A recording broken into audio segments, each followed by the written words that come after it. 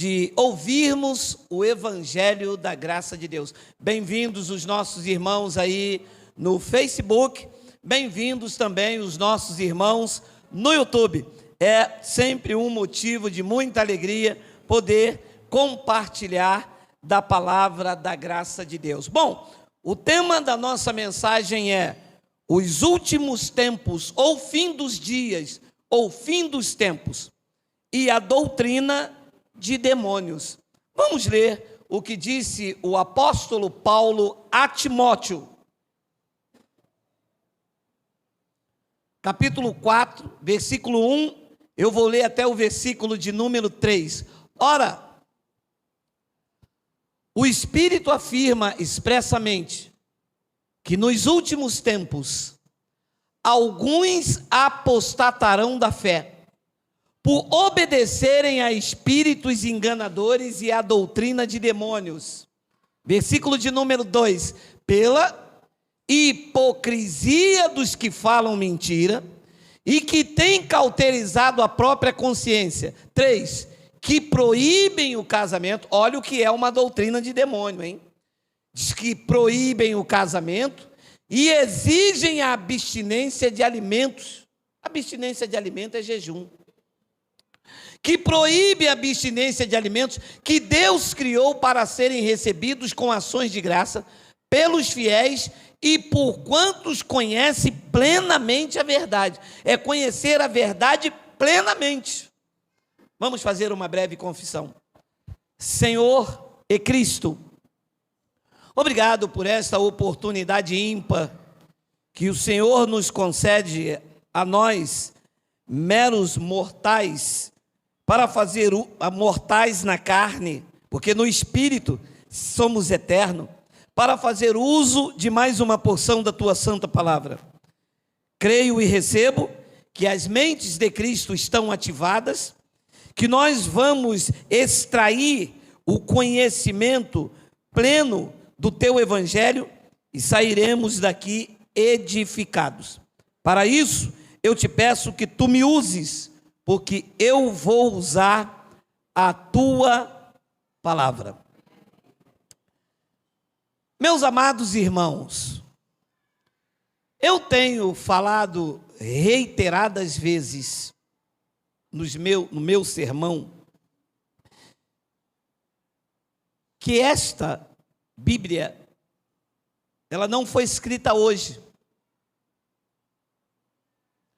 Portanto, se eu pegar este livro e não respeitar a sua ordem cronológica, tanto cultural quanto histórico, eu uso isto aqui para te fazer um escravo. E pego passagens da Bíblia aqui e aplico na sua vida como se ela fosse escrita para você hoje. Eu vou te dar um exemplo. Eu não entendo muito bem de história. Não tive tempo de estudar. Tive que trabalhar muito cedo, trabalho até hoje. Então, o estudo para mim foi um infortúnio. Eu não tive esse privilégio. Talvez seja por isso que Deus me separou para pregar a sua graça. Que hoje, quando eu pregasse com a sabedoria secular, a glória seria dos meus estudos. Deus cansou disso. Deus não quer glória para homens. Então, Ele me chamou com todo esse despreparo secular. Dom Pedro I deu um grito lá no Rio Ipiranga, dizendo: diga ao povo que eu fico. O povo entende que isso não é mais para o dia de hoje. Correto? Correto. Posso eu pegar essa palavra de Dom Pedro I e falar para você: olha, você não vai mais naquela festa não, porque Dom Pedro I diga ao povo que eu fico. Mas Dom Pedro I falou lá no Rio Ipiranga, eu nem sei se é Rio Ipiranga mesmo. Meu amado, a religião pega uma passagem da Bíblia e aplica na sua vida como se isso fosse escrito para você hoje. E eu fico vivendo aquilo ali.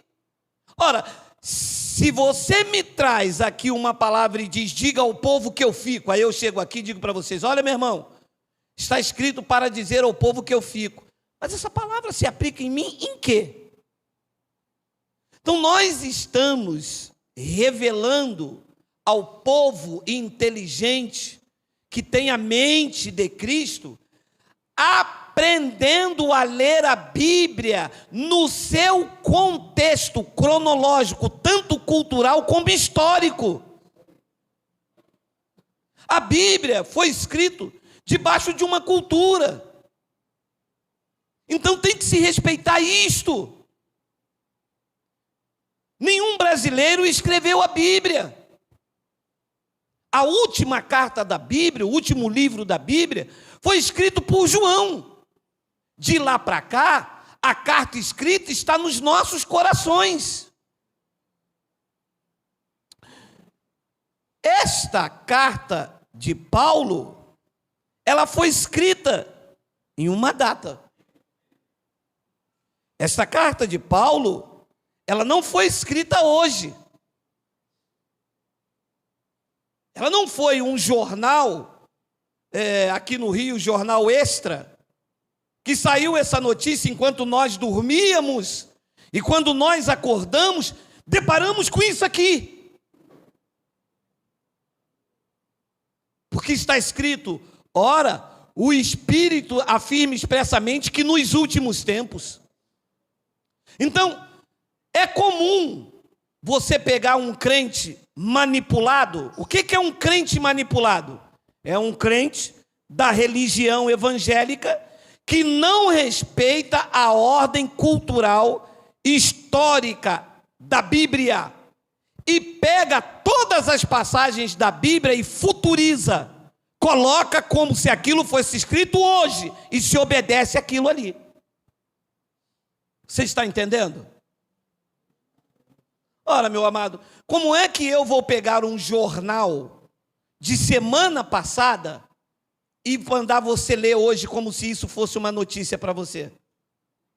Jornal você não tem que comprar, se você quer uma notícia nova, você não tem que comprar todos os dias um jornal diferente? Olha só o que Paulo disse.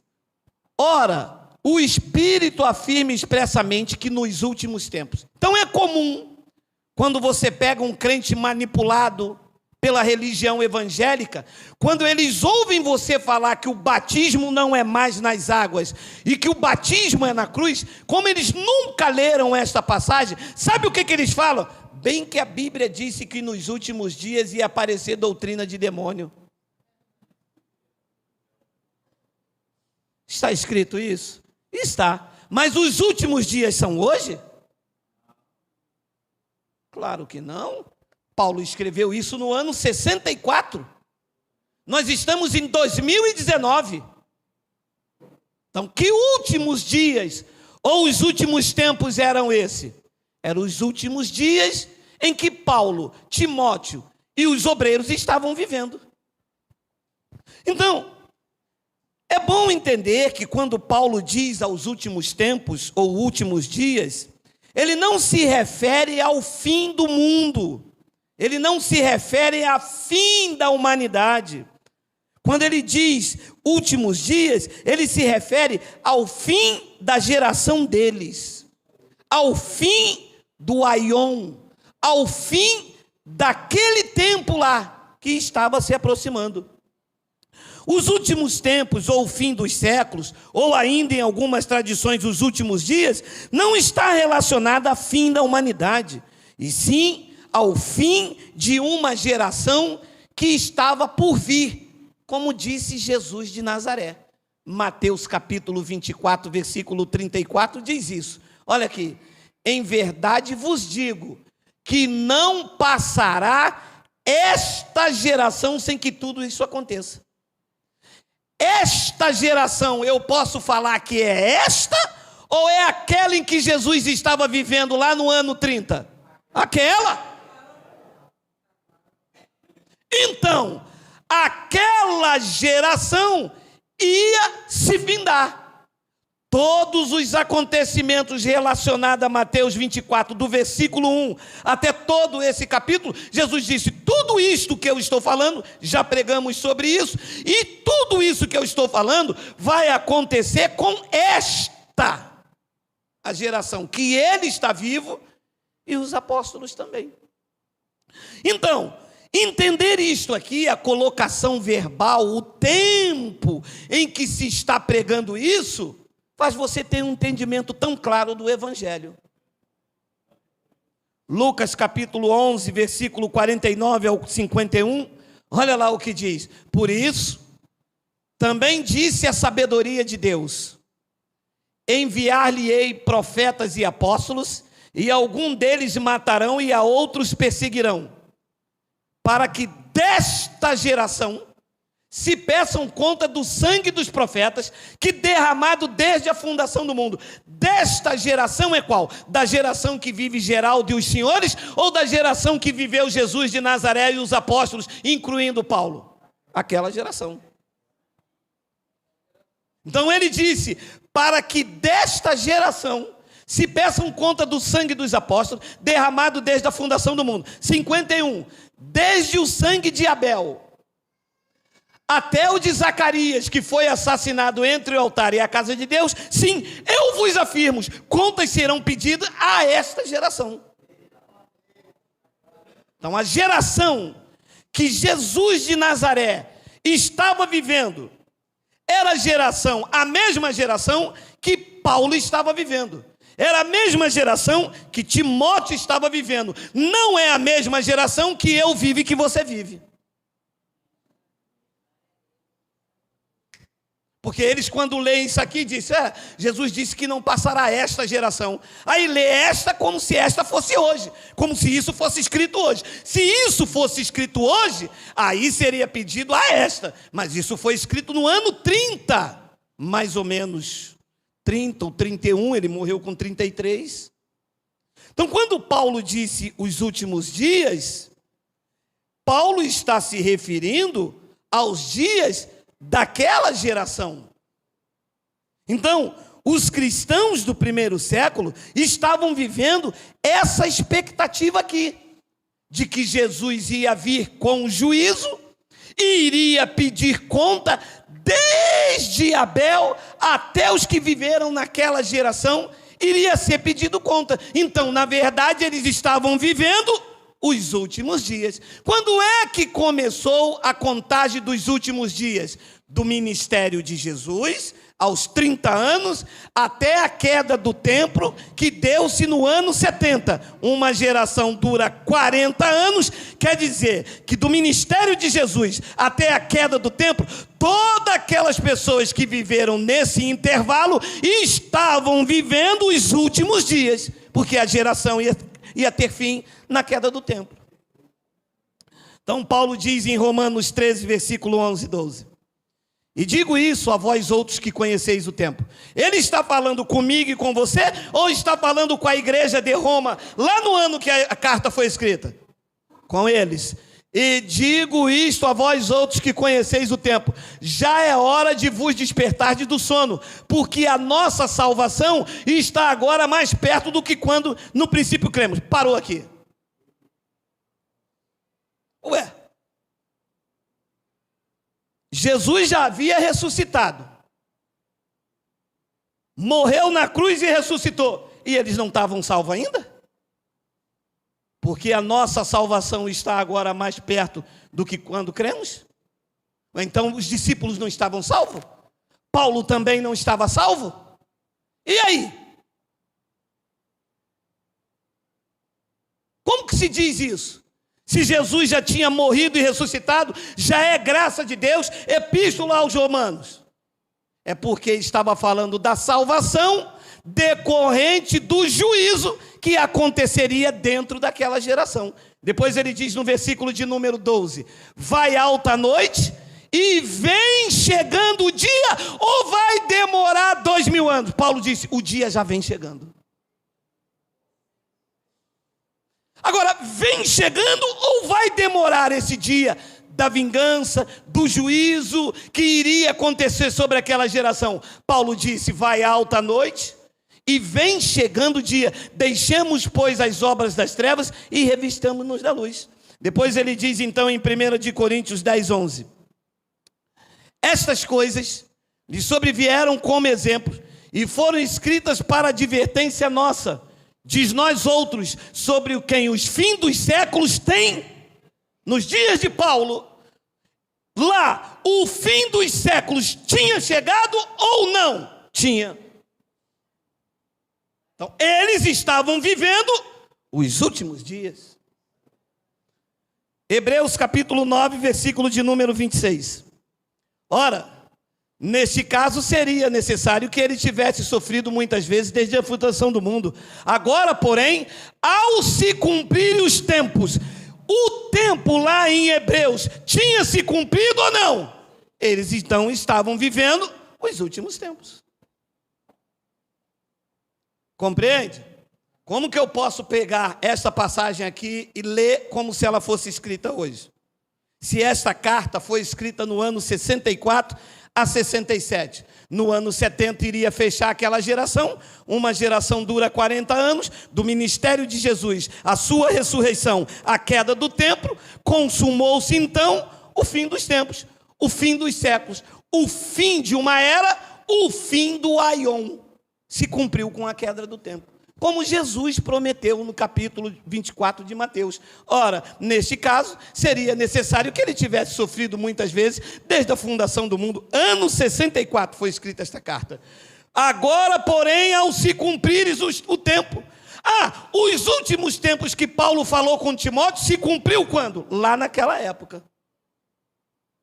Você começa a entender que quando Paulo disse os últimos dias, os últimos tempos, não é para o cristão ler como se aquilo fosse escrito hoje e que ele estava se referindo à sua época. Porque quando você prega uma verdade na internet, eles dizem assim: bem que a palavra de Deus diz que nos últimos dias iria aparecer doutrina de demônio. Mas esses últimos dias eram os dias que Paulo, Timóteo e os apóstolos estavam vivendo na primeira era cristã. Hebreus capítulo 1, versículo 1 e 2. Olha lá. Havendo Deus outrora falado muitas vezes e de muitas maneiras aos pais pelos profetas. 2.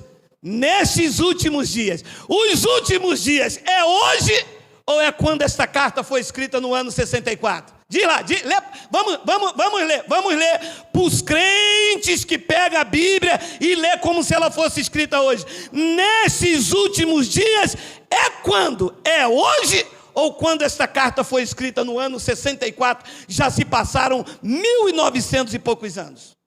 Então eles estavam vivendo os últimos dias. A carta não foi escrita hoje.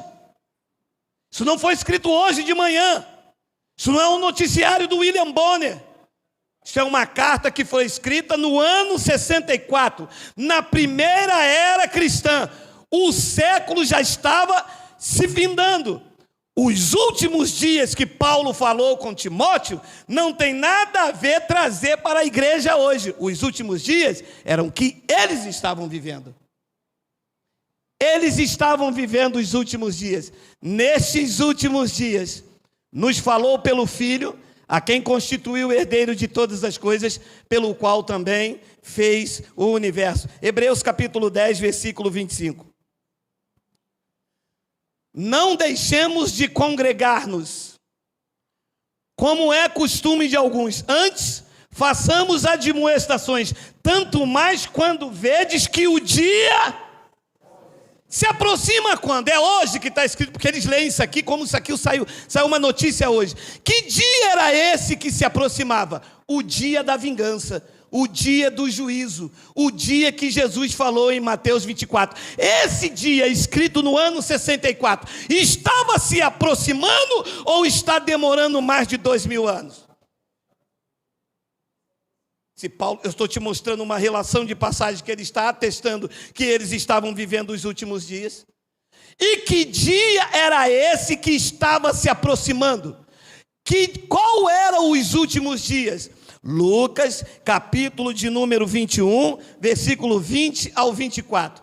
Quando, porém, virdes Jerusalém sitiada de exército. Quem? Jerusalém. Quem está em Jerusalém aqui, diga ui. Ninguém. Leia. Meu amado, a dificuldade é que o povo não lê. Ler é fácil. Eu só não sei falar bonito. Mas ler, eu aprendi. Quando, porém, virdes o Brasil, a França, a Venezuela, a Venezuela. Quando virdes quem? Jerusalém sitiada de exército. Sabei que está próximo à sua devastação. É Jerusalém, não é o Brasil. Depois ele diz, versículo 21, então, os que estiverem aonde? Na Judéia. Veja, o evento é para Jerusalém. O evento é para a Judéia. Não tem nada a ver com os gentios. Então, os que estiverem na Judéia, fuge para os montes. O que encontrarem dentro da cidade, retire-se. E os que estiverem no campo, não entre nela. 22. Por quê? Estes dias são dias de vingança, para se cumprir alguma coisa. Para se cumprir o quê? Tudo. Eles estavam vivendo debaixo desta expectativa. Para eles estavam vivendo os últimos dias.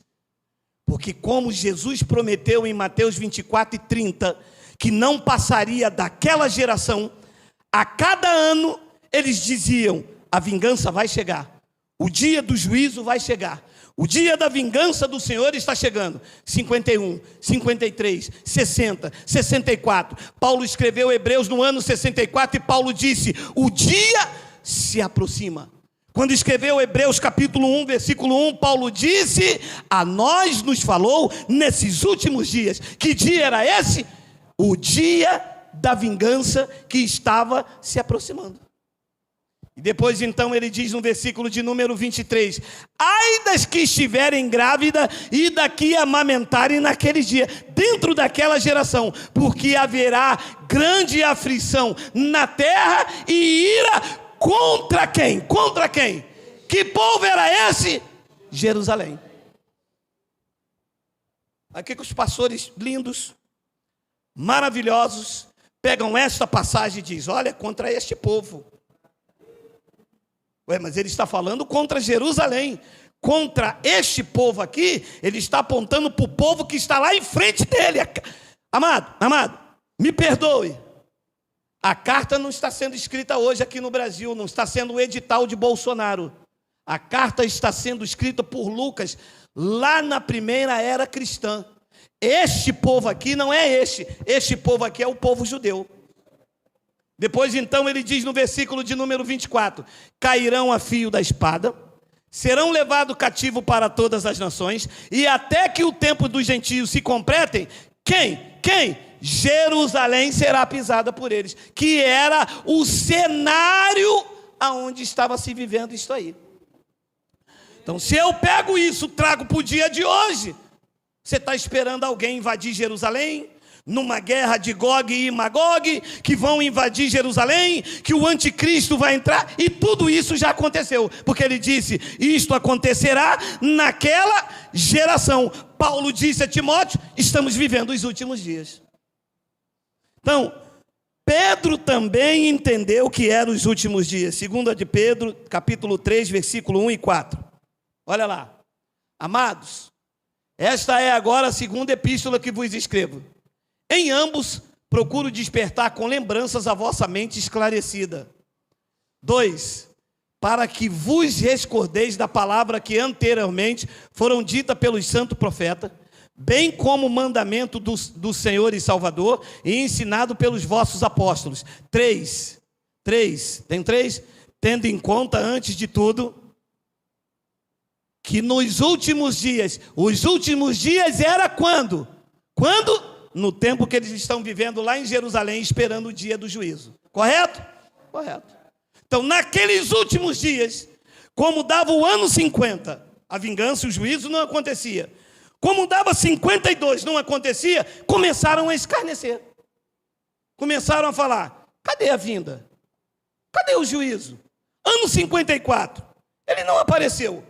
Pedro está escrevendo, esta carta aqui de Pedro está sendo escrita no ano 67 na Babilônia.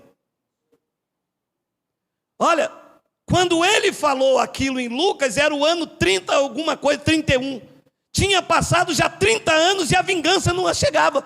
Começaram então a escarnecer, que nos últimos dias, que não é o fim da humanidade, é os últimos dias que eles estavam vivendo, virão escarnecedora com o seu escárnio, andando segundo as próprias paixões, versículo 4, dizendo, o que é que se dizia lá no ano 67, quando essa carta foi escrita? Onde está a promessa da sua vinda? Ele não disse que viria nesta geração? Estamos já no ano 67? Onde está a promessa da sua vinda? Porque desde que os nossos pais dormiram, todas as coisas permanecem como desde o princípio da criação. Então eles lá no ano 67, vivendo os últimos dias, começaram a escarnecer. Cadê? Ele não disse que viria nessa geração? Só que Pedro, como tinha uma ligação profética, quando escreveu isso no ano 67, Pedro sabia que eles estavam vivendo os últimos dias, o time do dia da vingança profetizado por Jesus. Se 1 de Pedro 4,17, ele explica, olha lá, porque a ocasião de começar o juízo pela casa de Deus vai demorar. A ocasião de começar o juízo pela casa de Deus vai demorar 2000 anos. A ocasião de começar o juízo pela casa de Deus parou. E na época da escrita da carta, a casa de Deus era quem? Vamos ver os sábios aí pela internet. Aonde era a casa de Deus? O santuário lá em Jerusalém. O que é que Pedro está dizendo? Que o juízo vai começar no templo lá em Jerusalém. Não vai ficar pedra sobre pedra. E naquele ano que Pedro escreve isso, Pedro diz, chegou a hora. Aí o pastor pega essa passagem aqui e lê na igreja como se isso fosse escrito hoje. Aí o crente manipulado diz assim, olha, o juízo na casa de Deus está chegando. Está na Bíblia, vocês não pregam Bíblia? Pregamos a Bíblia, respeitando o seu contexto e a época que ela foi escrita. Só que o juízo no ano 70 chegou, porque a casa de Deus chamada por Pedro, e todo bom estudioso da Bíblia sabe, chamava-se o templo em Jerusalém. E o senhor sabe isso como? Eu deixei de ser evangélico, né? Isso é muito simples, quando você deixa de ser evangélico, você se torna cristão. Aí você respeita o tempo, respeita as datas, você começa a conjugar a posição do verbo. Quando ele fala esta, não é esta, é aonde ele está inserido no contexto histórico. Você já não é mais manipulado pela caixinha da religião. Porque quando você é evangélico, o que o pastor fala, cobre a vida de todo mundo. Você não pesquisa, não tem livros de pesquisa, não vai pela internet, porque eles proíbem você de pesquisar pela internet. O que eles comer você tem que dar, porque senão vocês perdem a salvação. São disciplinados, não cantam, não tocam, e a pessoa fica na caixinha da religião, com a mente cauterizada, pensando igual, andando igual e agindo igual. Mas quando você deixa de ser evangélico e se torna cristão, você pesquisa. Porque a ocasião de começar o juízo pela casa de Deus é chegada. Disse Pedro, ora, se primeiro vem por nós, qual será o fim daqueles que não obedecem o evangelho de Deus? Então, a ocasião de começar o evangelho, disse Pedro, é chegada. Ora, chegou ou não chegou? Meu amado, será que esse homem era um mentiroso? Será que Pedro está mentindo? Como na primeira era cristã ele diz que o juízo chegou e os crentes estão esperando o dia do juízo? Ora, chegou ou não chegou? Esse homem tinha credibilidade como apóstolo ou não tinha? Deus permitiu que um mentiroso escrevesse uma carta aqui e os crentes estão esperando o dia do juízo? Ora, se o homem está dizendo que chegou, meu amado. Ou Paulo mentiu quando disse a Timóteo que eles estavam vivendo o último dia? Ou Jesus mentiu quando disse, quando eles viram Jerusalém foi sitiada. Nero, Vespasiano, todos os imperadores entraram em Roma, saquearam, mataram, fizeram e aconteceram. Será então que esses homens são mentirosos? Jesus não era um profeta? Tiago, 1 João, capítulo 2, versículo 18. Filhinhos, já é a última hora. Ui! É a última hora? Ou vamos demorar mais 2000? Porque ele não escreveu isso hoje. Alô? Bater nessa tecla até a tua mente abrir. Ora, eu digo para minha esposa: você vai sair que hora? Ela, daqui a 10 minutos. Posso eu pensar que esses 10 minutos vai demorar 5 anos? 10 minutos é daqui a 10 minutos. No máximo 11. No máximo 12. Se for 13 eu já brigo, entro na carne. Meu irmão, esse homem não era um apóstolo de Deus? Será que esse homem era um louco quando diz é a última hora? E a igreja está esperando essa última hora? Porque não querem aceitar os fatos narrados por mim aqui nesta noite? É a última hora? Ou então porque ele não escreveu lá, vai demorar 20 séculos? Se ele bota a última hora e é 20 séculos, eu vou pregar o que então? Uma Bíblia farsante, mentirosa? Ora, é a última hora, é a última hora.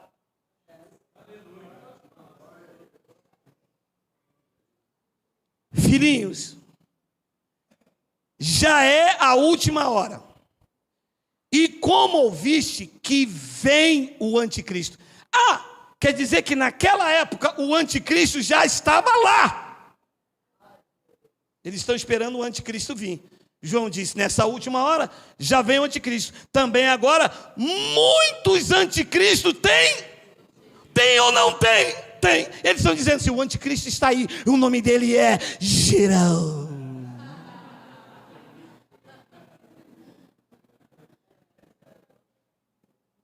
Geraldo não é anticristo.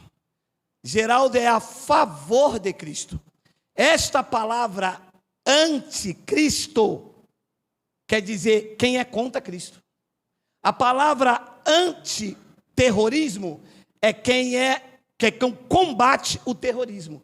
A palavra antibiótico é quem combate uma infecção. A palavra anticristo é quem é contra Cristo. E vocês sabem quem é contra Cristo? A religião. A religião é um anticristo, porque são contra Cristo. Cristo diz que da palma da mão ninguém arrebata. A religião diz, vai perder a salvação. Cristo disse, eu já batizei vocês na cruz. A religião diz, tem que passar pelas águas. Cristo disse, eu aniquilei o diabo. A religião diz, eu preciso vencer o diabo. Ora, vocês estão a favor de Cristo ou estão contra? Ele disse que quem comigo não ajunta, espalha. Vocês são o anticristo. São contra Cristo. E João disse, olha, muitos anticristos têm surgido, pelo que conhecemos então, que é a última hora. É a última hora ou é a penúltima? A penúltima pelo menos, vai. Vai. É a última, meu amado.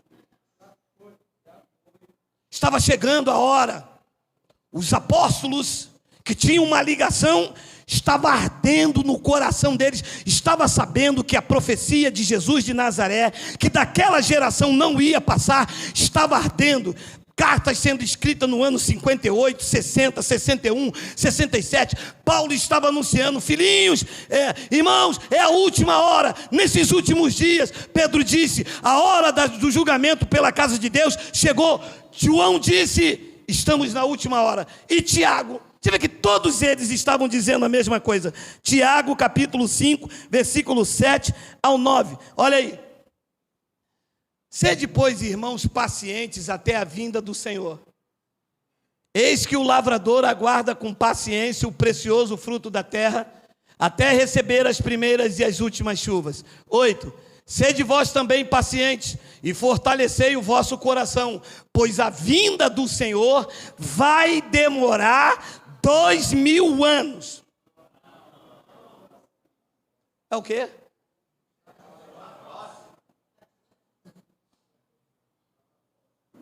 Espera aí.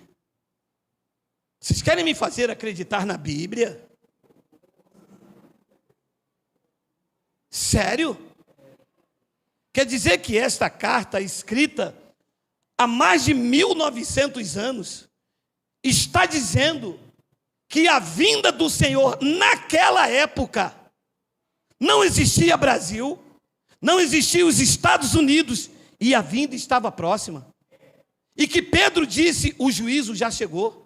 E que João disse, é a última hora. E que Paulo disse, é os últimos dias. E que Jesus disse, não passará dessa geração. Vocês estão dizendo que esses homens são loucos e mentirosos. E vocês estão me fazendo esperar o quê? Se todos eles estão dizendo, é a última hora. É os últimos tempos. Não passa dessa geração e a hora já chegou. E o outro disse, está próximo. Ora, eu aprendi com Paulo que por boca de 2 ou 3 testemunhas, toda palavra será aceita, toda questão será resolvida. Vários homens falando a mesma coisa naquela época, não basta? Será que os pastores têm mais legalidade do que eles que andaram, viveram, receberam autoridade para escrever as Sagradas Escrituras? Ora, vocês são guiados pela Bíblia ou vocês são guiados pela tradição? Porque nós somos guiados pela Bíblia.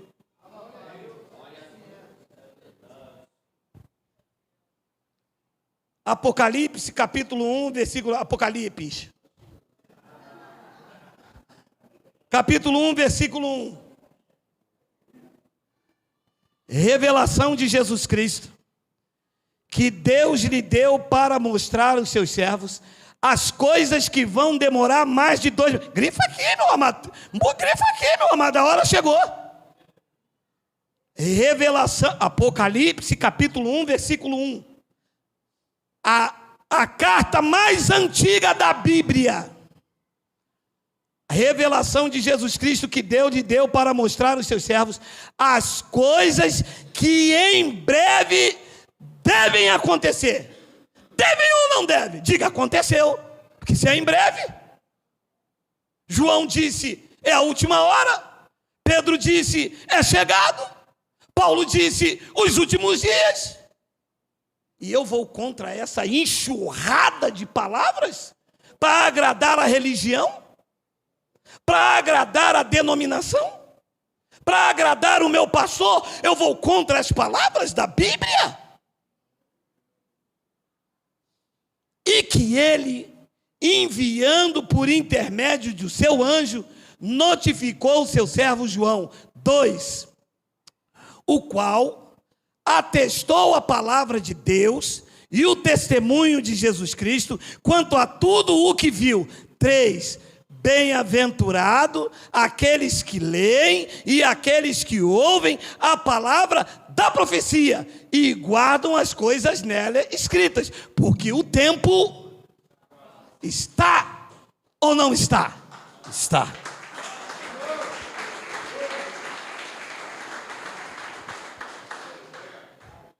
Contra fatos não há argumento. A religião mentiu, manipulou, tosquiou e enganou. Mas a Bíblia é cara. Paulo disse, nos últimos tempos, Timóteo, haverá escarnecedores. E haverá também doutrina de demônios.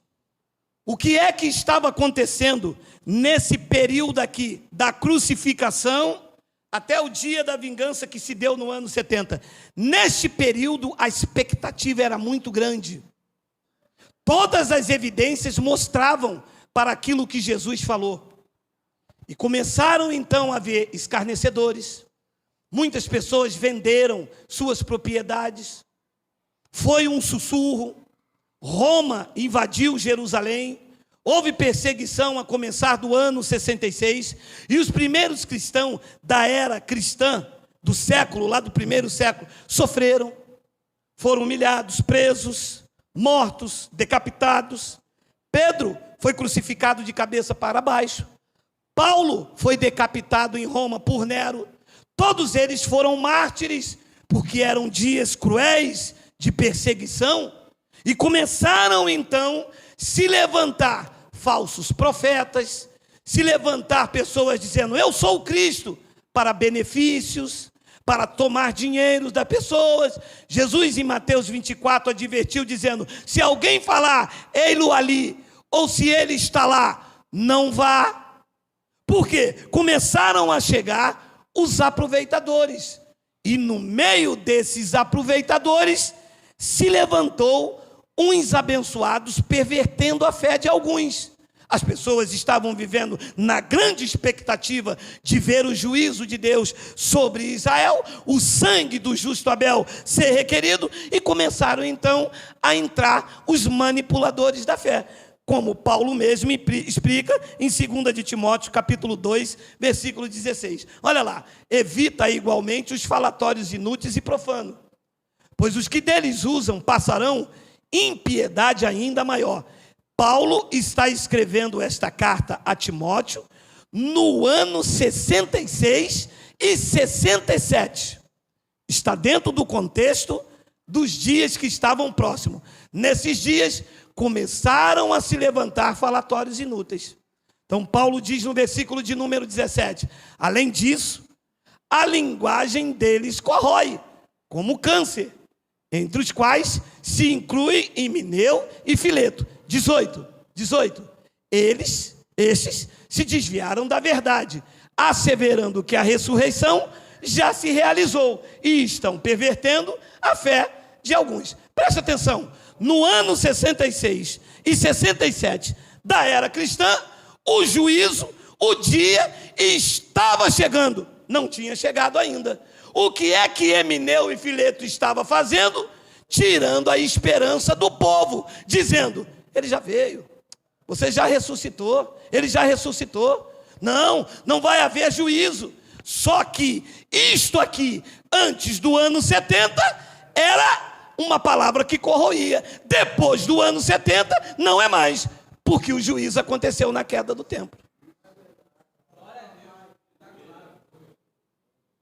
Então, quando você diz a uma pessoa que o juízo aconteceu lá no ano 70, quando o templo caiu, eles dizem assim: Himeneu e Fileto disse que a ressurreição já passou, mas Himeneu e Fileto está falando antes do ano 70. A data precisa aqui é 66 e 67. O dia estava chegando, mas não chegou. Estava chegando, não tinha chegado ainda. E Himeneu e Fileto estavam pervertendo a fé das pessoas que estavam na grande expectativa daquele dia chegar. E as pessoas vendendo as suas casas, vendendo os seus bens. Olha, havia casos no tempo de Timóteo que as mulheres da alta sociedade começaram a vender tudo, comprar ouro para se vestir, porque havia um burburinho que o dia da vingança estava chegando. E Paulo repreendeu no meio da comunidade quando disse: olha, o traje da mulher não seja o cabelo frisado, dispensando no ouro, nas suas vestes. Por quê? Porque a expectativa da vingança estava próximo. Hoje, falar que a vingança não aconteceu também é perverter as fés das pessoas, e esta palavra corrói como câncer, porque o juízo já aconteceu quando o templo caiu no ano 70.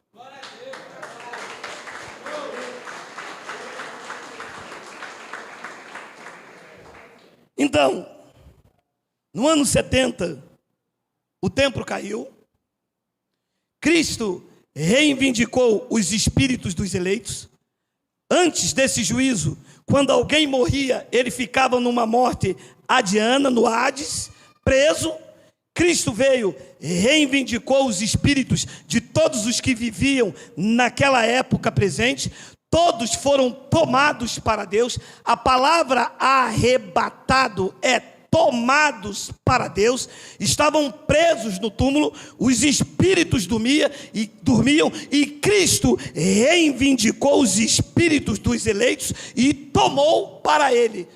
De lá para cá, todos nós somos já de Cristo. Quando findar os seus dias, quando a tua hora chegar, o teu espírito será tomado para Cristo e tu estarás diante do trono da graça de Deus, sem ter que ficar retido no túmulo.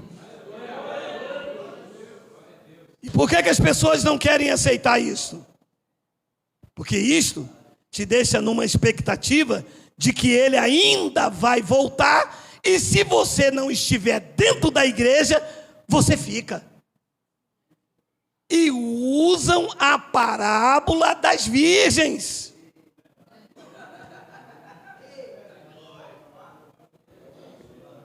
E começa a manipulação. E vendeu o azeite da virgem prudente. E o noivo está voltando à meia-noite. E tem à meia-noite a vigília, porque se Jesus vir no ano novo, você pelo menos passou na casa de Deus. Esqueceram de falar que a casa de Deus agora somos nós, porque o templo já caiu e Deus não habita mais em templo feito por mãos de homens. Deus habita agora dentro de você. Tu és o templo do Espírito Santo.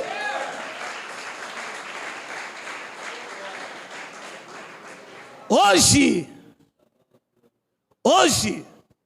se você falar que você não ressuscitou com Cristo e que o juízo não aconteceu, esta tua palavra é que corrói como câncer. Emineu e Fileto estavam antes do dia chegar. A palavra deles estavam corroendo como câncer. Mas hoje eu posso falar, porque já passei desse evento. Nós já estamos ressuscitados com Cristo. Emineu e Fileto não podia falar. Estava antes do ano 70. Essa era uma palavra que iria corroer. Depois do ano 70, nós podemos falar que estamos ressuscitados com Cristo. Paulo avisou isso à igreja de Colosso, a igreja dos gentios. Colossenses capítulo 3, versículo 1 e 4. 5 minutos, olha lá. Portanto, se fostes ressuscitados juntamente com Cristo, fostes ou não fostes? Fostes. Então Emineu e Fileto disse: a ressurreição já passou, o dia estava chegando. Paulo começou a abrir os olhos dos colossenses, embora eles estivessem esperando o evento. Paulo, na igreja lá de Colosso, disse: olha, vocês já foram ressuscitados com Cristo. O juízo é para Israel. Vocês são gentios. Os gentios foram justificados por graça. Estão inocentados, foram regenerados, lavados, estão debaixo da cobertura de Cristo. Contra os gentios nenhuma condenação há, porque a lei do Espírito de vida já te livrou da lei do pecado e da morte. Na cruz vocês já ressuscitaram com Cristo.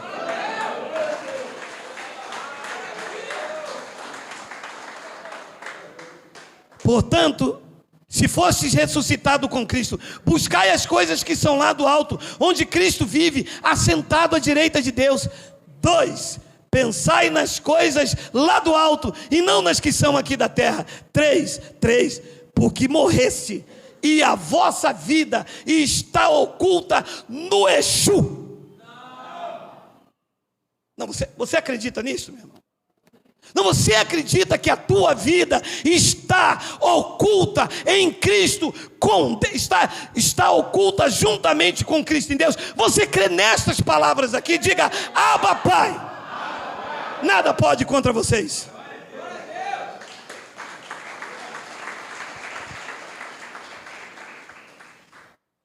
O salmista disse: eu ando na sombra. Paulo disse: vocês estão com a vida oculta. Davi disse: debaixo da mão. Paulo disse: vocês estão com a vossa vida oculta juntamente com Cristo em Deus. Esta é a tua posição em Cristo. E as pessoas nos perguntam assim: então, significa que o juízo já aconteceu? E o que nós estamos fazendo aqui na terra? Que essa é a pergunta. O que você está fazendo aqui? Eu vou te dar uma relação porque eu tenho 5 minutos. Você veio a esta terra participar de carne e sangue. Hebreus 2,14. Tem aí, Miguel? Visto, pois, que os filhos têm participação comum de carne e sangue. Os filhos são quem? O Espírito que está aí dentro veio nesta terra participar de carne e sangue. O que eu estou fazendo aqui? Participando desta carne e deste sangue. A minha verdadeira identidade não é esta que você está olhando. Deus não é pai desse negão aqui. Deus é pai do Espírito que está dentro desse negão. O pai desse negão aqui é Geraldo e Dona Lourdes. Deus é pai do Espírito que está dentro desse negão. Esse negão aqui é a identidade que se move, é a identidade que se relaciona com as outras pessoas. Na verdade, eu sou um espírito que estou participando de carne e sangue. Para quê? Para cumprir um propósito estabelecido por Deus. Efésios capítulo 1, versículo 11. É isto que nós estamos fazendo aqui. Olha lá. Nele, digo, no qual também fomos feitos gafanhoto, desgraçado, pó da terra, miserável. Fomos feitos o quê? Nele, digo, no qual também fomos feitos herança, predestinado segundo o propósito daquele que faz todas as coisas conforme o conselho da sua vontade, um espírito andando num corpo cumprindo o propósito daquele que faz todas as coisas segundo a sua vontade. É isso que eu estou fazendo nessa terra. E acontece o que depois? Quando eu cumprir o propósito de Deus nessa terra, voltarei para a minha cidade de origem. Filipenses capítulo 3, versículo 20. Pois a nossa pátria é o Brasil, a Itália, a Alemanha. A nossa pátria está nos céus, de onde também aguardamos o Salvador, o Senhor Jesus Cristo. 21, o qual transformará o nosso corpo de humilhação. Então, este corpo aqui de humilhação, quando o trono falar: Geraldo, acabou a tua missão, tu és o meu embaixador, a tua pátria de origem é o céu, e está aí cumprindo um propósito estabelecido por mim, até aqui tu chegarás, não passará. Vou transformar este corpo de humilhação agora num corpo glorioso, igual ao meu, e assim como ele é, eu o verei também face a face. O qual transformará o nosso corpo de humilhação para ser o corpo igual ao dele, o corpo igual da sua glória. Para pensar uns minutos. Imagina que glória! Você fechar os teus olhos aqui, quando abrir, que você se olhar, tem um corpo igualzinho o dele. É isso que me espera. É isso que te espera. Isso tem que acontecer quando todos forem arrebatados. Não, esse arrebatamento aconteceu aqueles irmãos que viviam lá, em que os seus corpos ficavam presos no túmulo. Hoje, pela bendita esperança do juízo acontecido lá depois do templo, quando fechar os teus olhos físicos aqui, já aparece diante do trono da graça com o corpo igualzinho o dele. E eu vou dizer uma coisa, é por isso que eu não tenho medo do sistema. Foi por isso que Paulo disse: o viver, para mim, é ganho, e o morrer é lucro. É ele que está falando essas coisas. Ele tinha consciência do que o aguardava. Meu irmão, estar com Cristo é incomparavelmente melhor do que ter que aturar esse governo que está aí. Então é isso que nós estamos fazendo, andando em obras preparadas de antemão, como Paulo disse em Efésios 2:10, olha aí, olha aí, olha aí.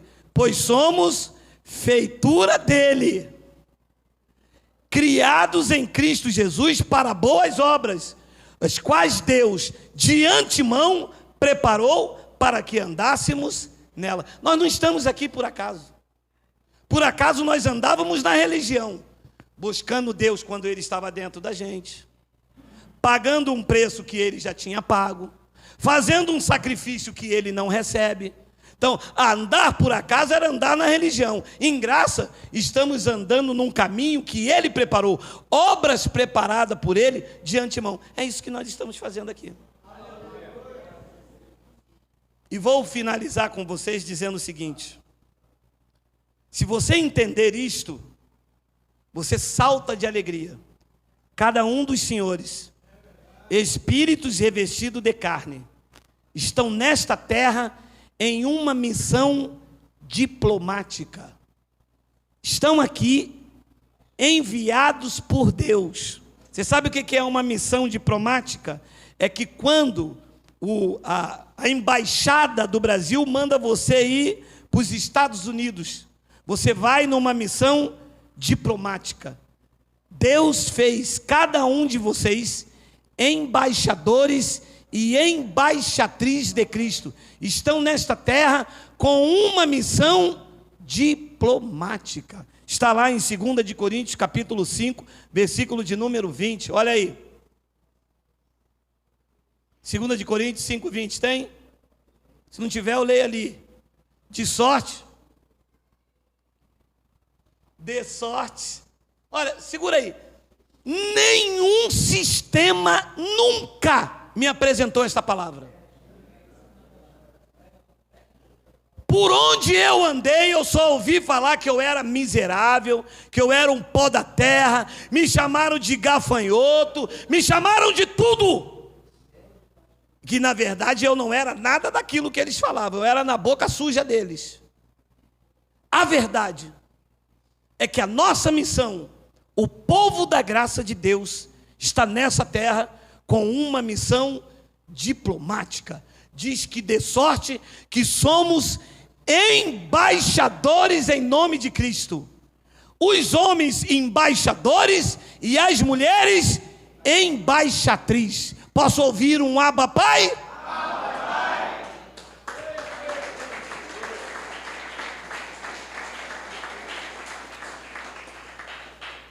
É por isso que em graça, uma vez em graça, sistema nunca mais. Porque nós deixamos este título de embaixadores para ser humilhado, taxado de ladrão, dizer que o diabo... Meu amado, você imagina um embaixador do Brasil nos Estados Unidos? Pode ser um miserável? Pode ser um maltrapilho? Pode ser atacado? O embaixador tem destaque, meu irmão, tem posição. Tu és o embaixador de Cristo. Coloca isso na tua cabeça. Tu és uma Meu amado, a menos que você não aceite essa verdade. De sorte que somos embaixadores em nome de Cristo, como se Deus exortasse por nosso intermédio. Em nome de Cristo, pois rogamos que vos reconcilieis com Deus. 21. Aquele que não conheceu o pecado, Ele o fez pecado por nós, para que nele fôssemos feitos desgraçados, miseráveis, pó da terra, fôssemos feitos o quê? A justiça de Deus. A justiça foi para o povo de Israel. Os gentios já são a justiça, já foram a justiça de Deus. Eu quero que você medite, pesquise, leia, debulhe-se, que vocês se debulhem sobre esta palavra. Eu não sei se a palavra certa é essa, que vocês se debrucem sobre estas verdades, verifiquem e atestem se os últimos tempos fala do fim da humanidade, ou eram os últimos dias que os cristãos estavam vivendo e esperando o juízo que viria sobre Israel, não sobre a igreja de Cristo, porque a igreja de Cristo, disse ele, já passou da morte para a vida. receba paz no teu espírito, receba sabedoria e entenda que tu és embaixadores de Cristo. Assim é, assim seja, assim disse o Evangelho da graça de Deus. Vamos ficar